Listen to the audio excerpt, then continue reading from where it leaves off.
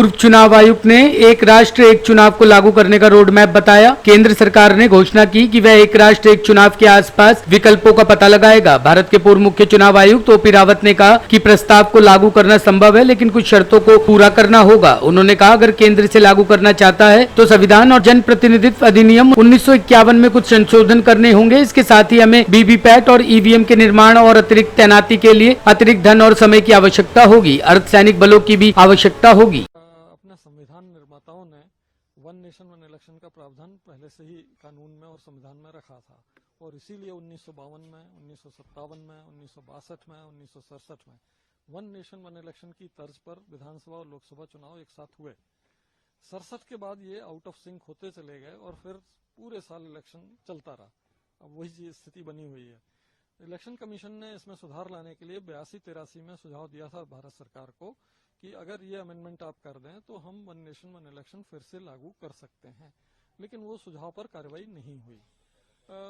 इसके बाद 2015 में सरकार ने इलेक्शन कमीशन से पूछा कि क्या वन नेशन वन इलेक्शन फिर से करना संभव है, तो इलेक्शन कमीशन ने भारत सरकार को बताया कि बिल्कुल संभव है और हम करा सकते हैं अगर संविधान में संशोधन हो जाए, लोक प्रतिनिधित्व अधिनियम 1951 में संशोधन हो जाए और हमें ईवीएम वीवीपैट जो पर्याप्त नहीं है उनकी मैन्युफैक्चर और खरीदने के लिए पैसा हो जाए और पर्याप्त संख्या में पैरामिलिट्री फोर्स मिल जाए तो ये पॉसिबल होगा और इलेक्शन कमीशन इसको कराने में सक्षम होगा।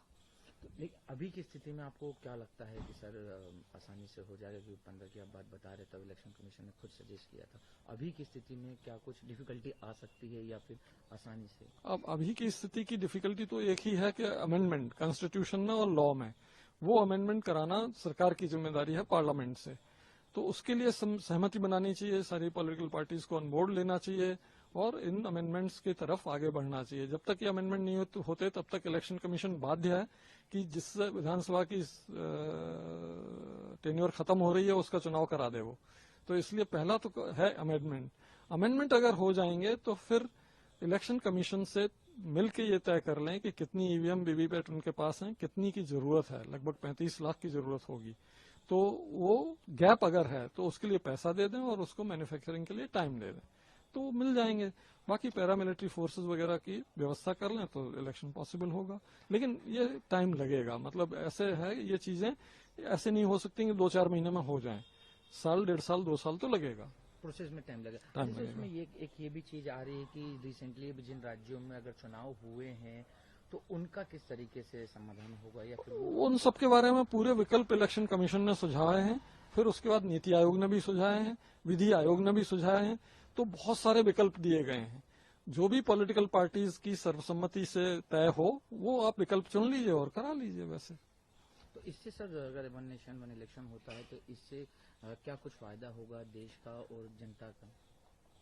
इस पर कोई एम्पिरिकल स्टडी नहीं हुई है जिसके आधार पर पूरी तरह से आश्वस्त होकर कहा जा सके कि फायदा होगा, लेकिन सब्जेक्टिव इम्प्रेशन ये आता है कि लगातार इलेक्शन चलते रहने से नेता भी इलेक्शन में भिड़ जाते हैं, जनता के मुद्दों से उनका ध्यान भटक जाता है, प्रशासन भी 4-5 महीने के लिए ढीला पड़ जाता है।